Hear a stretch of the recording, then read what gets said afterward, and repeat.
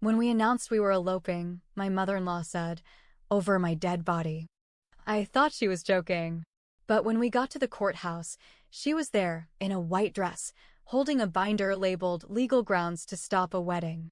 My husband said, "She's just being thorough." When my fiancé, Mark, and I decided to elope, we knew it might ruffle some feathers, especially with his mother, Barbara. But we never imagined the extent she'd go to stop us. Mark and I had been together for 5 years. We met during our senior year at the University of Chicago.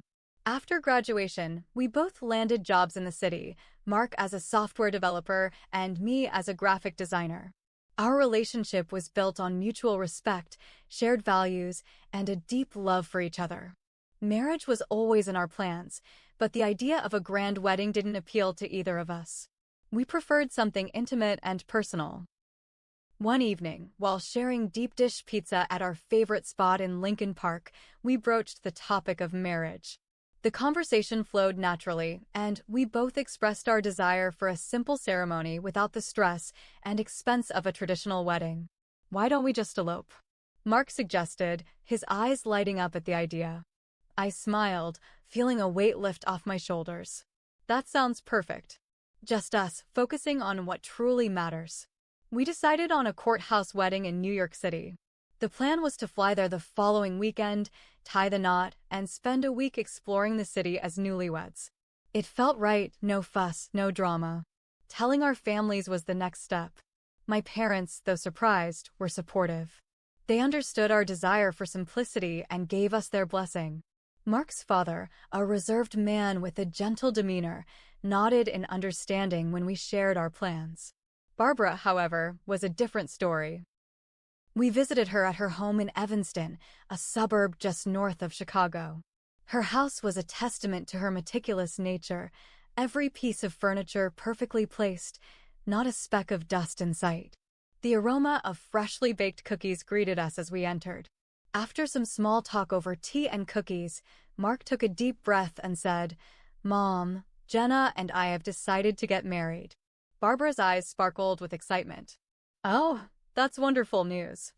I've been waiting for this day." "We've decided to elope," he continued. "We're heading to New York next weekend for a small ceremony." The change in her expression was immediate. The warmth in her eyes faded, replaced by a cold, hard stare. "Over my dead body," she said, her voice low and firm. I chuckled nervously, thinking she was joking. But the silence that followed told me otherwise. "Mom, we're serious about this," Mark said gently. "We want a simple ceremony, just the two of us." Barbara's hands trembled as she set her teacup down. "You can't do this. A wedding is a family affair. It's about tradition, about bringing two families together." "We understand, but this is what we want," I interjected, trying to keep my voice calm. She stood abruptly, her chair scraping against the hardwood floor. "I won't allow it," she declared before leaving the room. Mark sighed, running a hand through his hair. I knew she wouldn't take it well, but I didn't expect this. We left shortly after, giving Barbara time to process the news. The following week, we flew to New York City. The city buzzed with energy, and we were excited to start this new chapter of our lives. On the day of our wedding, we arrived at the courthouse early, dressed in simple yet elegant attire. I wore a knee-length ivory dress and Mark donned a navy blue suit. As we approached the entrance, a familiar figure stood in our path. Barbara.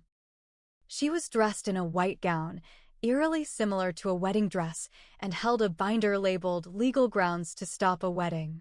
"Mom, what are you doing here?" Mark asked, astonishment evident in his voice. "I'm here to stop this farce," she replied, holding up the binder. "I have every legal reason to prevent this marriage." I felt my heart race. This couldn't be happening. "She's just being thorough," Mark muttered, attempting to diffuse the tension.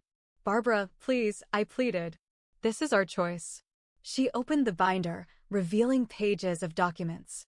According to state law, family members have the right to contest a marriage if they believe it's not in the best interest of the parties involved. "Mom, this is ridiculous," Mark said, frustration creeping into his tone. A security guard approached, sensing the commotion. Is there a problem here? Barbara turned to him. Yes, I need to stop this wedding. The guard looked between us. Ma'am, unless you have a court order, you can't prevent them from getting married. Barbara's face turned red with anger. But I have legal grounds.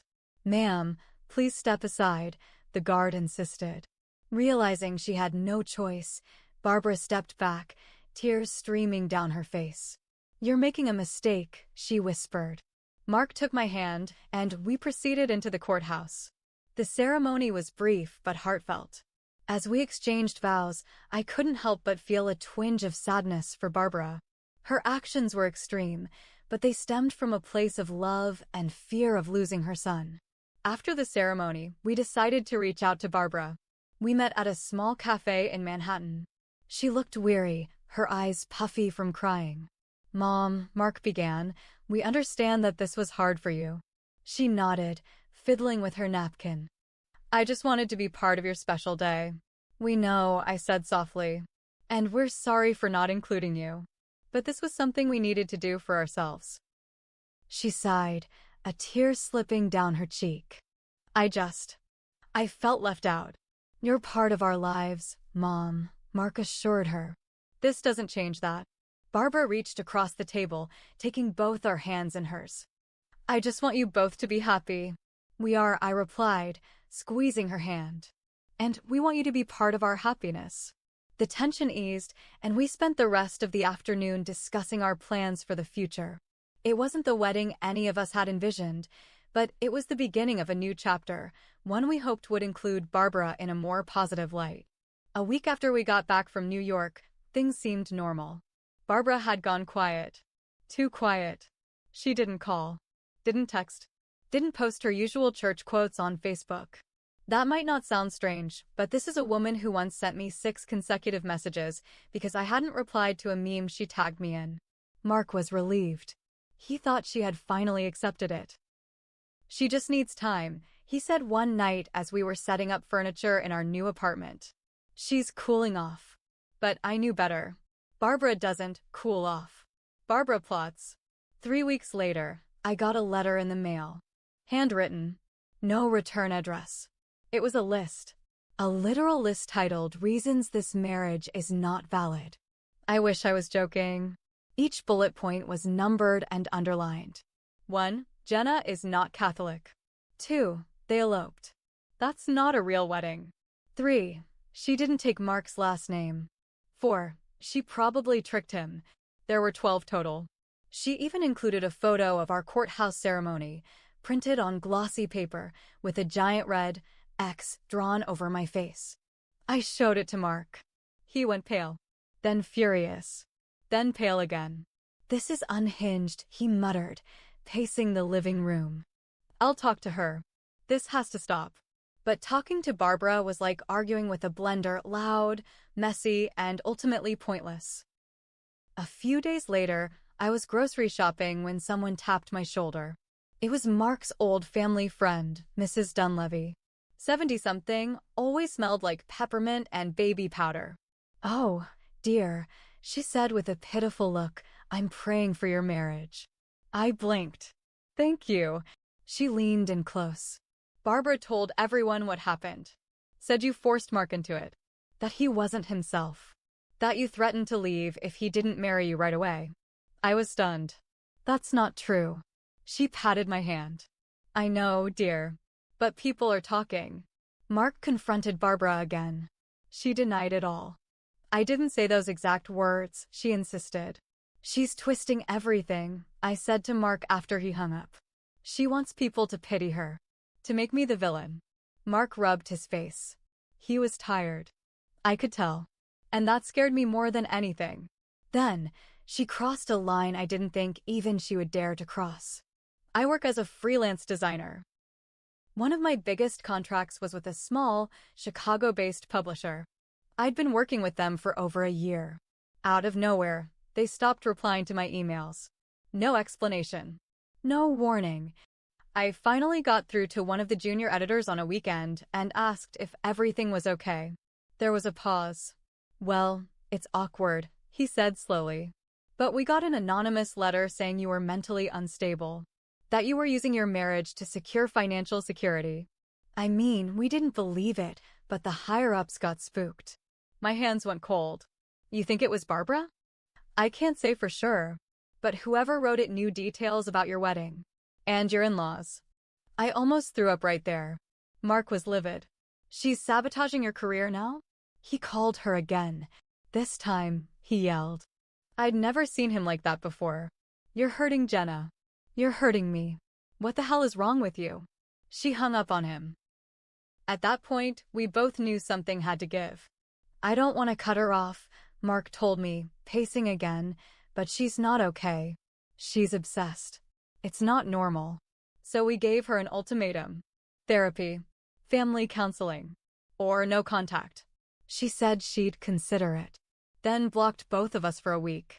We thought maybe that was it. That we were finally free. But then, the lawsuit arrived. It was delivered by a process server. Right to our door. Barbara had filed for guardianship of Mark. Yes, you read that right. She claimed he was mentally unfit to make life decisions on his own. That he'd been manipulated. That I was isolating him from his family and controlling him emotionally and financially. We were stunned into silence. This wasn't just drama anymore. This was dangerous. Mark sat at the kitchen table staring at the papers. She wants to legally say I can't take care of myself. That I don't know what I'm doing. Just because I married you. My heart sank.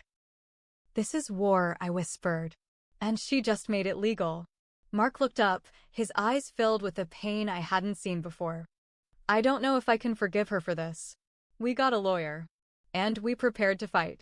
The guardianship hearing was 3 months away. 3 months of walking on eggshells, waiting for the next shoe to drop. Our lawyer was baffled. I've seen messy family disputes, she said, flipping through the paperwork, but this is theatrical. She included screenshots of Facebook posts from 2013. Barbara's petition claimed Mark was emotionally unstable due to past trauma and undiagnosed cognitive issues. She referenced vague episodes from his childhood, none of which were true or even made sense. But it didn't stop there. Mark's cousin, Natalie, showed up at our apartment one night. She looked uncomfortable, clutching her purse like she was holding in a confession. I need to tell you something, she said, lowering her voice. Barbara came to my house. She asked me to testify at the hearing. Mark raised an eyebrow. Testify what, exactly? She wanted me to say you've been different lately. That Jenna changed you. That you don't talk to your family anymore. That you might have had a breakdown. Mark laughed, but it wasn't a funny laugh. It was sharp, bitter. Natalie's eyes welled up. I told her no. But she said she'd make sure I was cut out of the family if I didn't help. I squeezed her hand. Thank you for telling us. Natalie looked at me with a strange mix of guilt and fear. She's not done. She's got people on her side. I don't think you know how far she's willing to go. We didn't. But we were about to find out. 3 weeks before the hearing, someone knocked at our door. It was a caseworker from Child Protective Services. We don't even have children. They received an anonymous report stating that Mark and I were planning to adopt under false pretenses and were mentally unstable. They wanted to investigate our home, interview us, verify our mental health status. I thought it had to be a joke. It wasn't. The caseworker was professional and apologetic. We get fake reports like this sometimes, usually from family disputes. But we're still obligated to follow through. After an inspection and several interviews, we were cleared. But the damage was done. Barbara had weaponized the system. Again, Mark broke down in the shower that night. He thought I didn't hear him crying. I did. Then came the twist that flipped everything upside down. Barbara had always acted like she worshipped Mark. Always painted him as the golden child, the son who could do no wrong. I assumed it was just a case of overbearing, clingy parenting. I was wrong. Natalie texted me late one night. You need to see this. Check the Reddit post. She's using an alt. She sent a link to a subreddit for parents estranged from their children. Barbara had made a series of anonymous posts under the username True Mother in Grief. She told an elaborate story about her son, falling into the hands of a manipulative woman who used his trauma to gain control. That I used feminist brainwashing to isolate him and steal his inheritance. Mark doesn't even have an inheritance. But the twist? One of the posts revealed that Barbara believed Mark had unresolved Oedipal feelings, that his attachment to her had been confused, and that I had taken her place. She even described her own son as her soulmate in another life. I sat in stunned silence. Mark read the posts and went white. "Is this what she thinks?" he whispered. That we were in some twisted emotional relationship? It was like the floor dropped out from under us. This wasn't just control. This wasn't about our wedding anymore. This was obsession. Sick, delusional obsession. Just when we thought we had reached the deepest level of madness, another secret came to light. Barbara had been telling her church group and extended family that we were in financial trouble, that she was supporting us through hard times. She created a GoFundMe, and people donated over $7,000. She framed it as helping a young couple find their way back to God. She used our wedding photo as the cover image, photoshopped to remove my face and replace it with a white light. When we confronted her, she said, "I needed a way to remind people you two aren't strong on your own. This is a ministry." Mark nearly threw his phone across the room. "You're stealing money to support a fake narrative about our life. Do you understand how insane this is?" Barbara didn't flinch. "I'm saving your soul." By the time the court date rolled around, our lawyer had a mountain of evidence. Forged emails, the Reddit posts, the CPS report, the GoFundMe, and witness testimonies from Mark's friends and cousins. But the scariest part? Barbara didn't back down. She showed up to the courthouse wearing another white dress. Not bridal this time, more like what a woman might wear to a church funeral. Pearls, gloves, heels, the works. She clutched her binder like a Bible. Her face was calm, peaceful even, like she truly believed she was doing the right thing. We were about to step into that courtroom, but I had a feeling it wasn't going to end the way we thought. The courtroom was colder than I expected. Not the temperature, the feeling. The judge, a no-nonsense woman in her 60s, took her seat like she'd already dealt with enough nonsense that morning and wouldn't tolerate more. Barbara sat 2 rows behind us, dressed like a grieving widow, binder in her lap. Her lawyer looked tired already. Ours leaned over and whispered, "Don't react, no matter what she says." Then it started. Barbara took the stand first. She started calm, collected. Her voice had a practiced sadness to it. "My son is a victim," she said, clutching a tissue she didn't need. "He used to be kind, thoughtful. But ever since he married her, she didn't even say my name. He's become angry, cold, unstable." She looked straight at the judge. "I believe he's under emotional control, possibly drugged. I've seen him shake when she talks. It's like watching a prisoner." I clenched my fists but stayed quiet. Mark didn't even blink. She continued with the greatest hits, the manipulation, the sudden wedding, the estrangement. And then she cried. Real tears. "I just want my son back," she sobbed. "I'm not trying to hurt him. I'm trying to save him." The courtroom was silent, and I started to panic. What if the judge believed her? Then it was Mark's turn. He stood slowly, quietly. No anger, no dramatic gestures. Just tired honesty. "I love my mom," he said. "But she doesn't love me, not the real me. She loves an idea of me. And the moment I did something she didn't like, marry the woman I love, she turned on us." He looked over at her, but she didn't meet his eyes. "She filed this lawsuit not because I'm unwell, but because she couldn't control me. This is about control. Always has been." Then he pulled out a printed copy of the Reddit posts. He read them aloud. Every disturbing word. Her describing him as her soulmate. Her obsession with our wedding. Her belief that I'd replaced her. Gasps filled the courtroom. Barbara's lawyer tried to object. The judge waved him off. "You posted these, didn't you, Miss Foster?" the judge asked calmly. Barbara stood. "Those were taken out of context." The judge tilted her head. "There is no context that makes that okay." It took 5 minutes for the judge to dismiss the case. 5 minutes. Barbara looked like she'd been shot. Her hands trembled. She whispered something, then started sobbing. Loud, ugly sobs that echoed off the marble walls. Mark turned to me and whispered, "It's over." But it wasn't. After the case was thrown out, Barbara became the family pariah. The GoFundMe was exposed. The donors were furious. She was kicked out of her church group, banned from her Facebook circles, and even her own siblings stopped talking to her. The CPS report she filed? Backfired. The agency launched an investigation on her this time. False reports are serious. But the final blow didn't come from us. It came from her own lawyer. Apparently, Barbara had lied on some of her legal forms. Falsified documents to make Mark look worse. Her lawyer reported her to the Bar Association. She was fined. Lost her teaching license. Her entire reputation gone.